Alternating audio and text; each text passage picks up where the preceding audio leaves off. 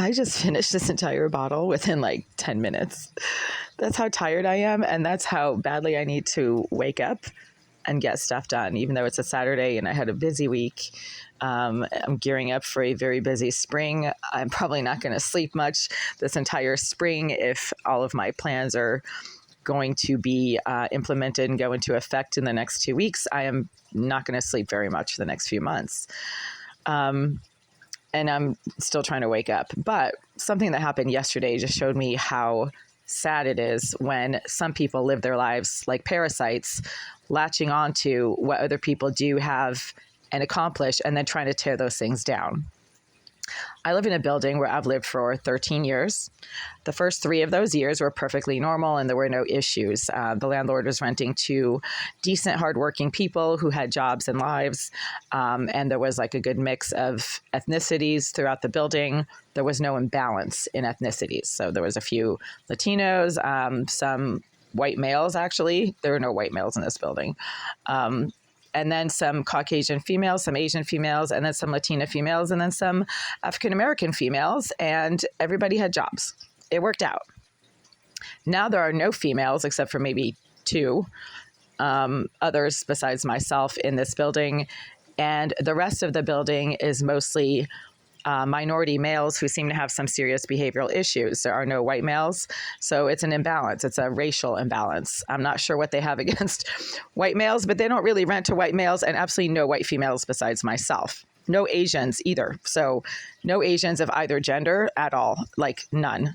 I think I've seen 1 Asian person living in this entire building in the entire 13 years that I've lived here. So it's mostly right now sort of behaviorally challenged, mentally disturbed DMH inmates who claim to be BLM activists. They seem to be very proud of this whole BLM thing. And BLM are a joke. BLM does not legitimately help Black people. They do not do anything to elevate the Black community. And if they did, they would actually espouse the principles set forth by the great Martin Luther King Jr., who wanted everybody to be colorblind, and he advocated for people not paying attention to other people's skin color, which he was right. Skin color has nothing to do with anything. It doesn't have anything to do with anything. You can have brilliant, talented people of all colors and ethnicities, but BLM makes it a huge issue of, you know, their skin color versus your skin color, and you're this and they're that. And what they do is they latch onto people who don't look like them and try to tear down and steal whatever it is that these other people have or are trying to accomplish. I have been the target of these BLM activists for quite a number of years now, and because they're quite well funded and they keep bragging about what they do, which is what I keep saying that they're doing, then they are very obviously and deliberately engaging in some criminal harassment, stalking, theft, aggression, and assault towards me. There have been a dozen police reports that I've had to file for physical assaults, death threats, acts of people trying to grab my phone or stealing my phone from my hand, stealing things from my bag, trying to grab my bag as I was approaching this building or trying to get back into the building. This has all happened within the last 8 years. Yesterday, my cell phone was stolen out of a location and a package that nobody besides myself and my dad should have known about. My dad mailed me a brand new cell phone that was a replacement cell phone from our cellular provider. It was still in the box, and he mailed it from another state, and it arrived to a location here in Boston that does not have anything to do with this building, and that should have been safe and secure and confidential. Within approximately 1 hour of that item being delivered to the secret location somewhere else here in Boston besides this building that only my dad and I knew about, that package was stolen. My cell phone has been hacked, and I keep saying that it's been hacked because nobody should have had any knowledge of the existence of that package, let alone its location and its delivery time. And yet it was stolen within 1 hour of it being delivered outside of the city of Boston, a little bit north of the city, at a residence that nobody lives in anymore. It was deliberately a vacant address. My dad had this package shipped to a former family's vacant address so that the package would be safe and nobody would know that it was there. Well, guess what? When I went there just a few hours after the tracking information showed that it had been delivered, that package was gone. And it hasn't turned up. It was stolen. The only way anybody could have known about the existence of that package was if they had hacked into my phone and were aware of the tracking number that I was typing into the USPS website to see whether that package had been delivered or not. That is the only way anyone besides myself at that time, only I knew where the tracking was showing that the package was, and it was stolen within an hour of delivery. So either there's some psycho hate stalking rejects, like literally sitting across the street of that residence, watching what goes on that front porch, or somebody has hacked into my phone, used a tracking number, found out where the package was, and then stole the package. That is really sad, because these stupid, low-life BLM career thugs are so retarded. They think they stole something. And they did. I mean, there's been a lot of violent slamming and banging from the psycho creep, mentally disturbed piece of shit directly below 76, who acts a lot like the psychopath Jasmine Irizarry, who lived in Unit 78 behind that wall and seems to be going back and forth between the two units. Whoever is in 76 also was doing the same exact violent slamming and banging behind this wall for many years. I suspect it's Irizarry, the psycho trash hate stalking career criminal psychopath who has bragged that she's a IT expert and a structural engineer who gets paid to take care of problems. So Irizarry, or whoever's in 76 below, has something to do with the theft of this package, because as I was texting my family member about the loss of the package from their former front porch, somebody directly below in 76 started making violent slamming and pounding noises repeatedly, and that seems to be prison code for I know what you're doing, or I know what you're talking about, or I have something to do with what you're talking about. So there has been no further slamming or banging since I was discussing the stolen package with my family member whose residence the package was delivered to, but who no longer lives there. And that's when the psychopath directly below 76 started making repeated, very deliberate slamming and pounding noises as some sort of prison code to let me know that they have something to do with what I was discussing on my phone in the privacy of this living space, where, again, nobody should have any knowledge of what I do, what I say, who I text, etc., but they do. So the package is gone, but I have insurance on it. And really, it was not a super expensive cell phone. This wasn't like a $900, like Apple X27 million model, right? This is not an Apple iPhone. This is like a low quality Android phone, like a replacement standard issue Android that was worth maybe $100 at the most. And because the package was insured for at least $100, and you can actually claim more if you can show that the item that was stolen is worth more, then they wasted their time. If they thought they were taking something, they were taking something at that moment. But ultimately, there's insurance, right? And so they just wasted their time. I already have a cell phone. I'm making a video with the cell phone that I have. It seems to be working pretty well, although it's a little bit cracked, and I can certainly use a new one.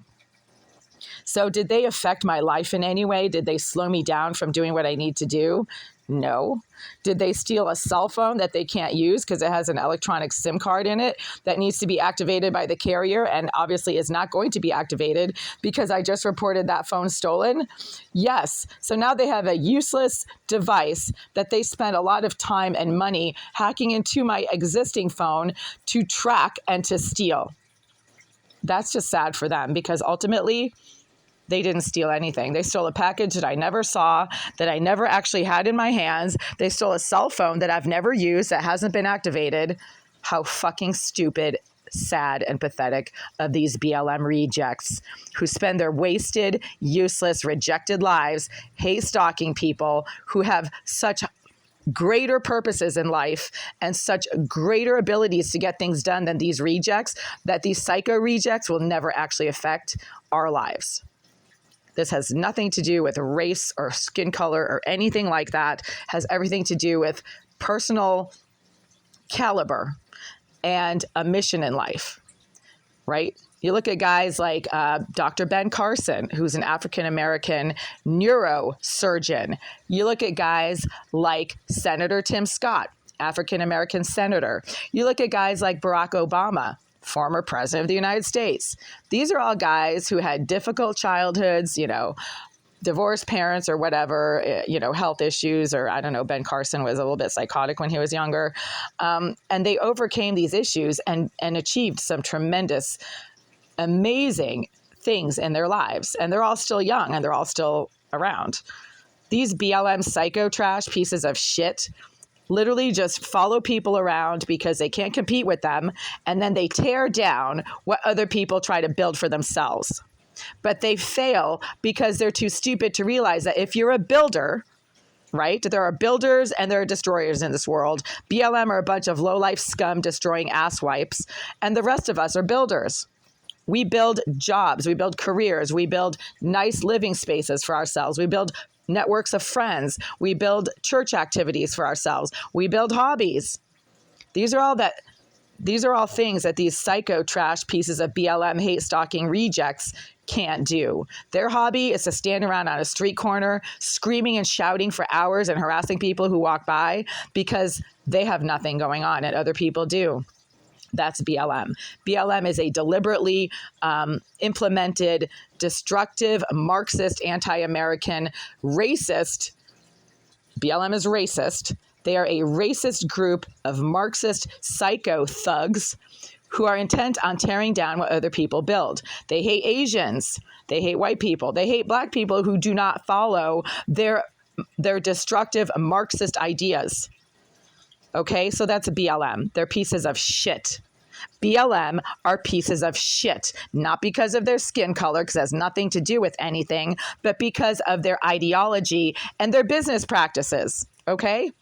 They tear down what other people build. They tear down what other black people build because they're jealous of functional, successful, intellectual black people. BLM hate black people who achieve things. I'm surprised they haven't showed up at Oprah Winfrey's door and tried to burn her house down. I'm surprised they haven't showed up at Senator Tim Scott's door and tried to burn his house down, because that's what BLM does. They burn things down. They steal cell phones from empty front porches because they're jealous of the person they are stealing the cell phone from. It's a $100 cell phone. It's a fucking joke.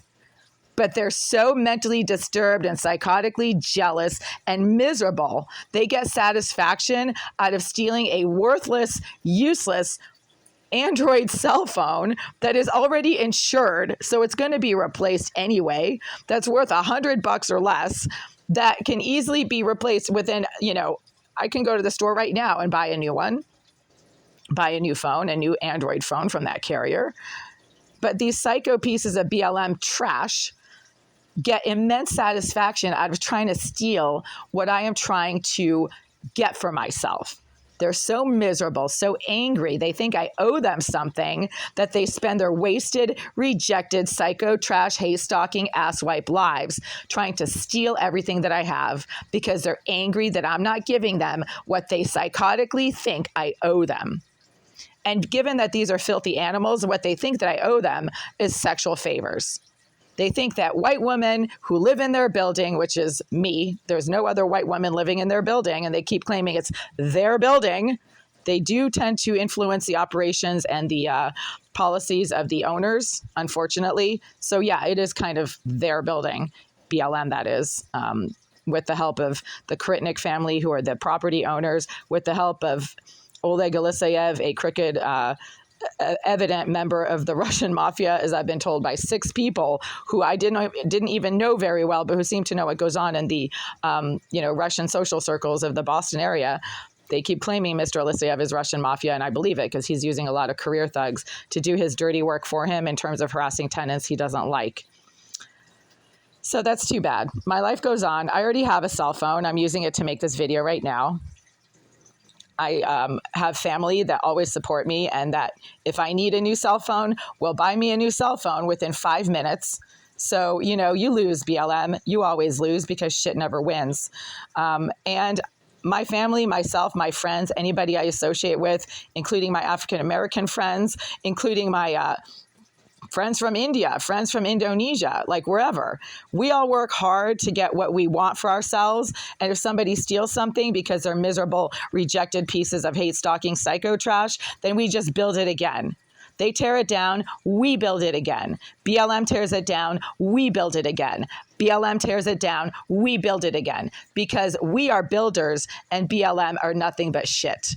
And shit never wins again.